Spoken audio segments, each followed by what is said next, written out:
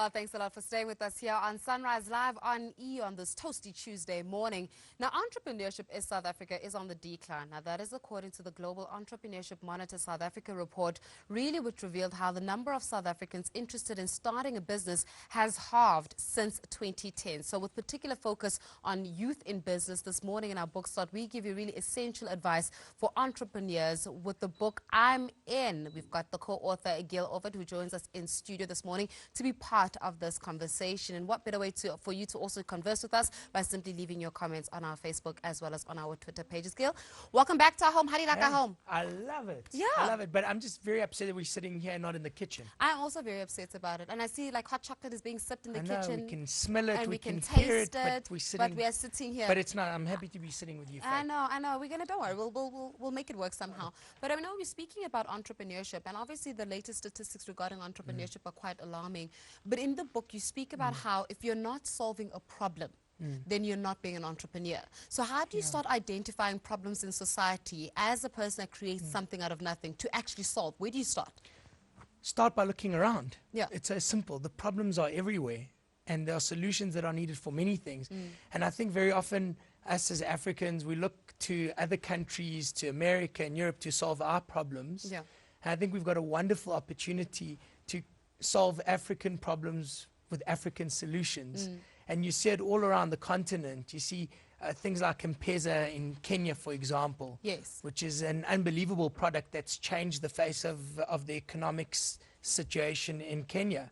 And that's a money transfer system in Kenya. And that's an African solution for an African problem, and now it's all over the world. Yeah. So there are many examples of how we can look around, find problems, and then find solutions. And with technology, it's actually not that expensive to create solutions. You just need a lot of this. Yeah. Well, speaking about needing a lot of that, many individuals seem a little bit more restrained because there's an assumption that in order for you to start a business is that you need some form of capital. So then how do you start a business from having absolute, let's be real now, let's be real to the current economic climate in South Africa.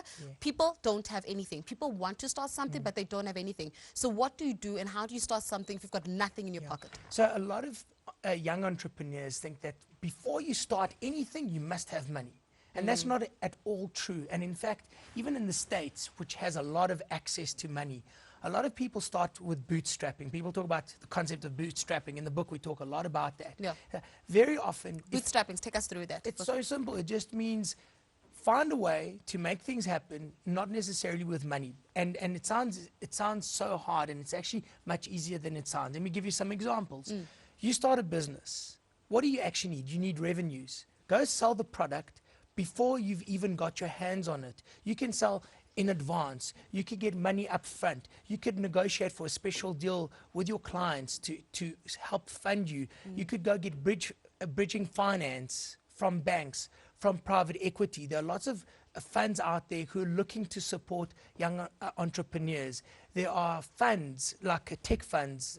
There's one called Grow Tech that's just been started. It's raised like 70 million rand. Grow Tech, okay. Grow Tech. Yeah. And there are many others like that. Grow Tech as an example. And it's specifically focused on tech funding for startup, for seed capital, for new tech businesses. Yeah. So you could go with an idea.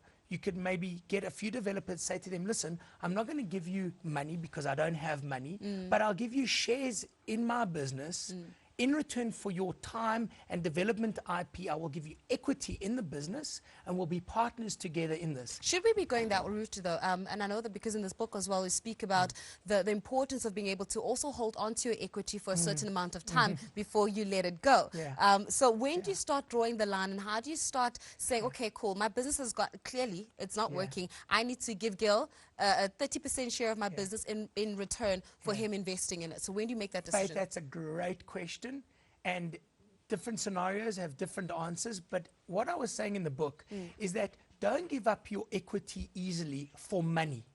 Okay. Because equity is very cheap when you start a business and very expensive when it's doing very well. You don't want to be working for someone who funded you up front, because then you're actually not that much of an entrepreneur. Then you're actually a glorified employee with a little bit of equity. So you have to understand why you're giving up the equity. If you're giving it to people who are going to add value, who are going to give you input, who are going to open up channels, who are going to develop, if it's a tech company, or they're going to add value, brilliant.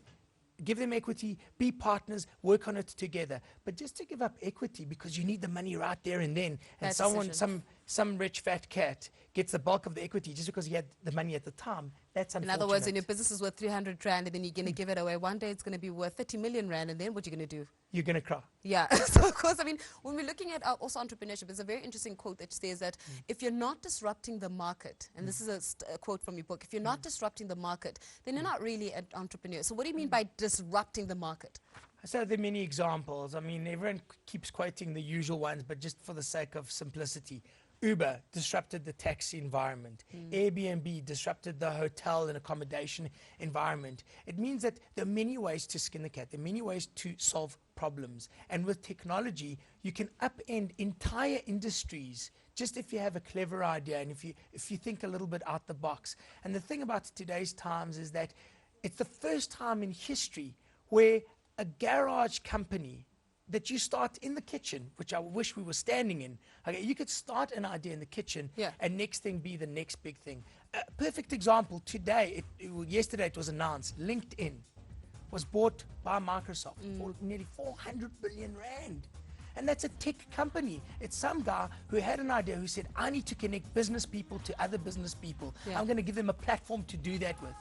And now it's worth 400 billion Rand. So basically, one needs to disrupt the market. It can be started in the kitchen. Mark Haskins could be making a hot chocolate and could actually be selling it. There's a disruption in the market. Homemade. Fantastic. There we go. You're in. Well, you can also be in. Make sure that you get yourself a copy of the book.